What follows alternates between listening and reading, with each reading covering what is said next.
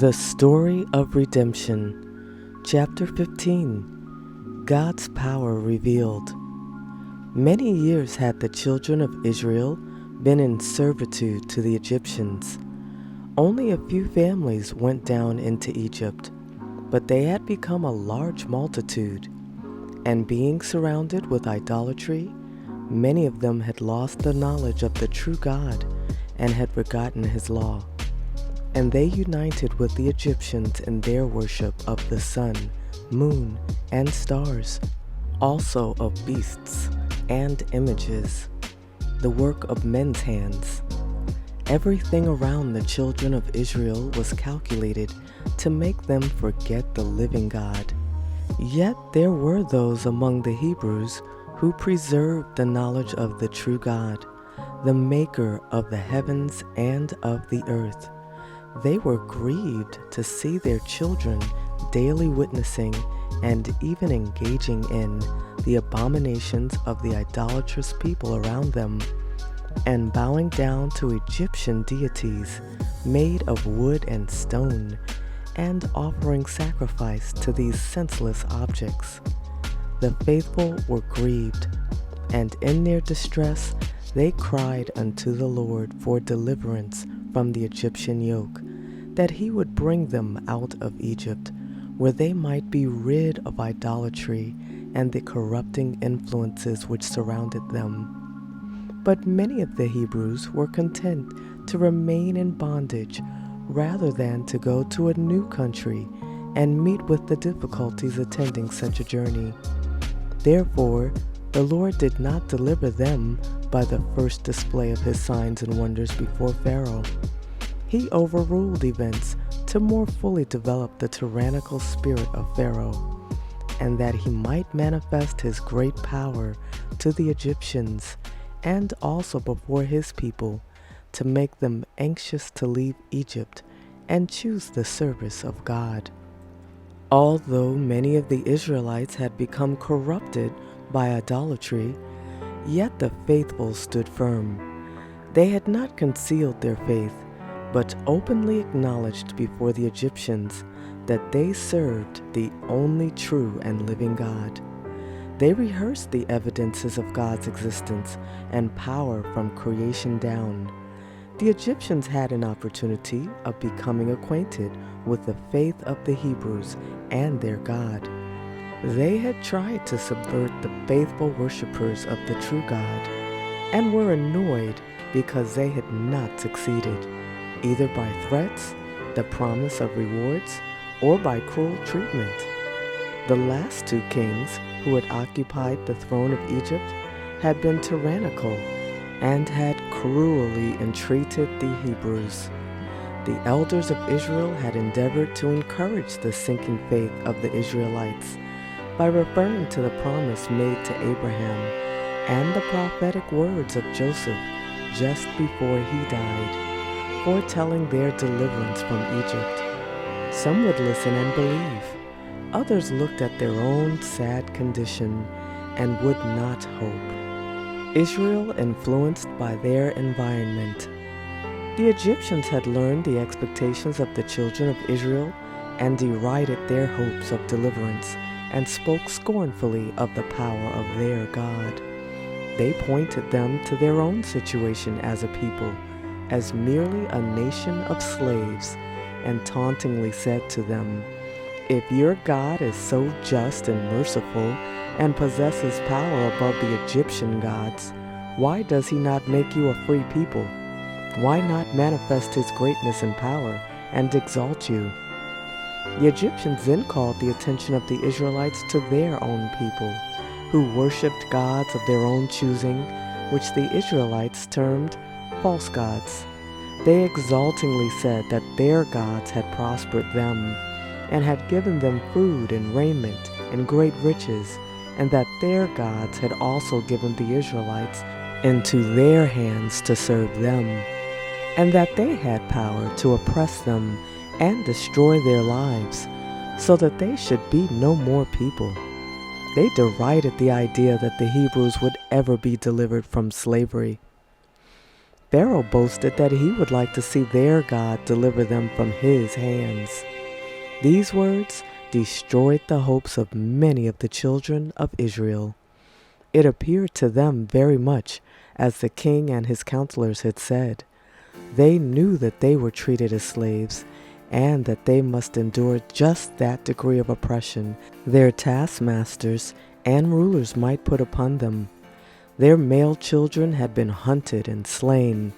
Their own lives were a burden, and they were believing in and worshiping the God of heaven. Then they contrasted their condition with that of the Egyptians. They did not believe at all in a living God who had power to save or to destroy. Some of them worshipped idols, images of wood and stone, while others chose to worship the sun, moon, and stars. Yet they were prospered and wealthy. And some of the Hebrews thought that if God was above all gods, he would not thus leave them as slaves to an idolatrous nation. The faithful servants of God understood that it was because of their unfaithfulness to God as a people and their disposition to intermarry with other nations, and thus being led into idolatry, that the Lord suffered them to go into Egypt. And they firmly declared to their brethren that God would soon bring them up from Egypt and break their oppressive yoke. The time had come when God would answer the prayers of his oppressed people and would bring them from Egypt with such mighty displays of his power that the Egyptians would be compelled to acknowledge that the God of the Hebrews, whom they had despised, was above all gods.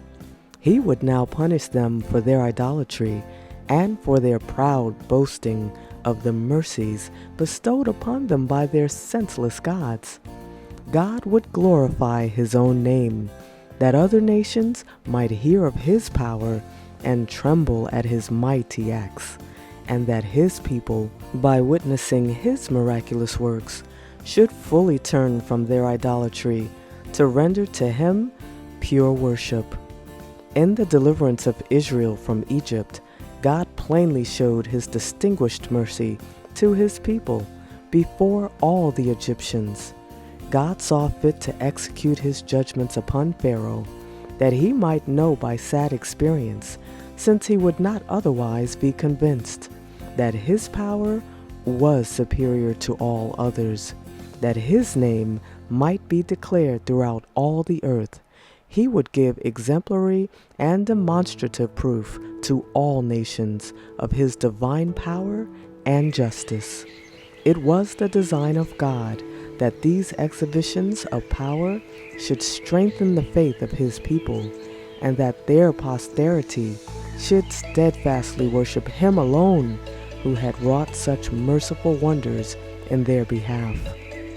Moses declared to Pharaoh, after he required the people to make brick without straw, that God, whom he pretended not to know, would compel him to yield to his claims and acknowledge his authority as supreme ruler. The plagues. The miracle of the rods becoming a serpent and the rivers being turned to blood did not move the hard heart of Pharaoh, only to increase his hatred of the Israelites. The work of the magicians led him to believe that these miracles were performed by magic, but he had abundant evidence that this was not the case. When the plague of frogs was removed, God could have caused them to disappear and return to dust in a moment. But he did not do this, lest, after they should be removed, the king and the Egyptians should say that it was the result of magic, like the work of the magicians. They died, and then they gathered them together into heaps. Their bodies they could see before them, and they corrupted the atmosphere.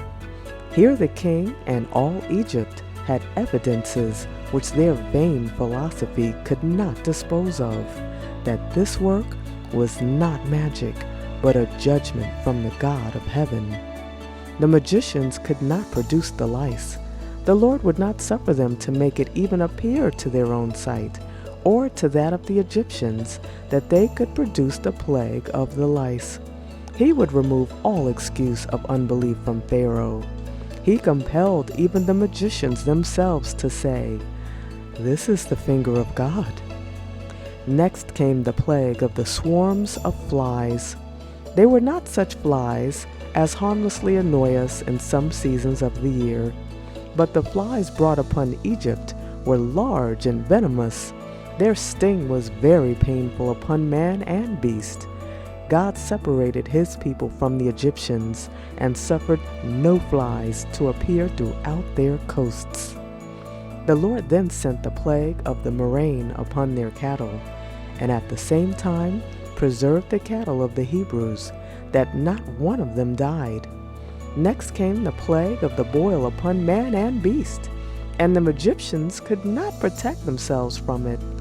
The Lord then sent upon Egypt the plague of the hail, mingled with fire, with lightnings and thunder. The time of each plague was given before it came, that it might not be said to have happened by chance.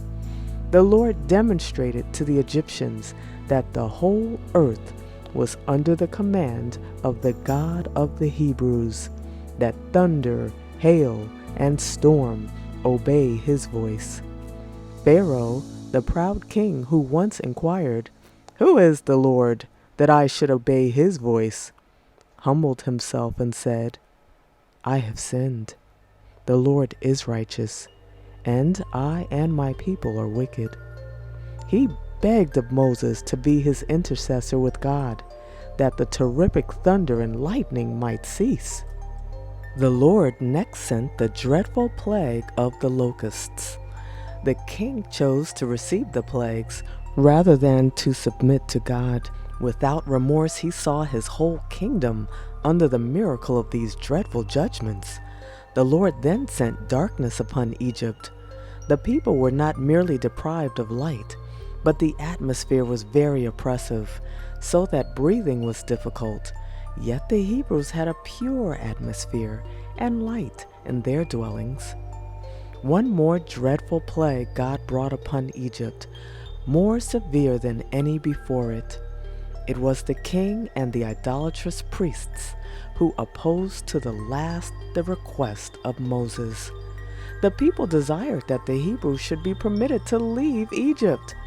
Moses related to Pharaoh and to the people of Egypt, also to the Israelites, the nature and effect of the last plague. On that night, so terrible to the Egyptians and so glorious to the people of God, was the solemn ordinance of the Passover instituted.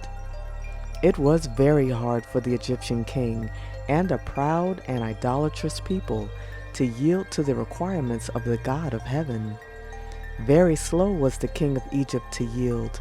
While under most grievous affliction, he would yield a little, but when the affliction was removed, he would take back all he had granted. Thus, plague after plague was brought upon Egypt, and he yielded no more than he was compelled to by the dreadful visitations of God's wrath. The king even persisted in his rebellion after Egypt had been ruined. Moses and Aaron related to Pharaoh the nature and effect of each plague, which should follow his refusal to let Israel go. Every time he saw these plagues come exactly as he was told they would come, yet he would not yield. First, he would only grant them permission to sacrifice to God in the land of Egypt. Then, after Egypt had suffered by God's wrath, he granted that the men alone should go. After Egypt had been nearly destroyed by the plague of the locusts, then he granted that their children and their wives might go also, but would not let their cattle go. Moses then told the king that the angel of God would slay their firstborn. Every plague had come a little closer and more severe, and this was to be more dreadful than any before it. But the proud king was exceedingly angry, and humbled not himself. And when the Egyptians saw the great preparations being made among the Israelites for that dreadful night, They ridiculed the token of blood upon their doorposts. This has been a production of Moisture by SanDia, anointing the world with the soothing heavenly moisture of the Holy Spirit, one life at a time. God bless and keep you, my friend.